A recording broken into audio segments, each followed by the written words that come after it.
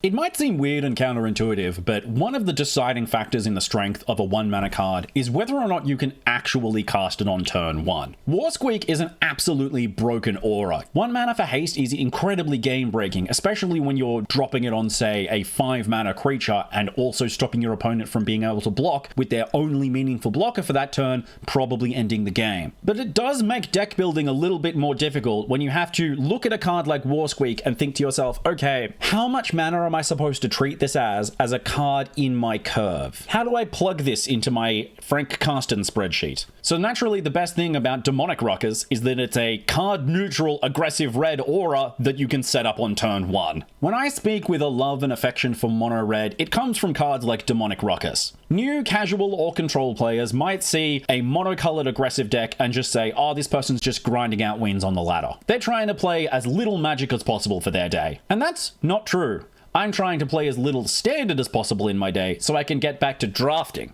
Gotta get that daily gold, y'all. Like and subscribe. And I know that my love for Demonic Ruckus might pair strangely with my utter disdain for Bolt Wave, but the fact is, doing something as a one-off is just not good enough. The most powerful part of Kumino Faces Kakazan was not the fact that it dealt 1 damage on turn 1. It was the fact that it entered the battlefield for free on turn 3, so you could cast Godric Cloaked Reveler and have it automatically turned on and absolutely beat people's faces. I miss that deck. Godric is still in standard and I still try to make him work, but frustratingly, he's not a dragon in the hand, so I can't pair him with Sarkhan. But no, what I was actually going to say was, it's the fact that it gives you a free +1/+1 counter on turn 2, because that sticks around. Nothing beat casting a Feldon on turn 2 and getting a 3/3 haste that didn't die to cut down anymore, and impulse you rectangles if your opponent's chump blocked it or tried to remove it with damage. That +1/+1 on Demonic Ruckus really matters, almost as much as the Trample and Menace. In fact, the Menace is probably the most important thing. I can't tell you the number of games that I've managed to get through an Emberheart Challenger for lethal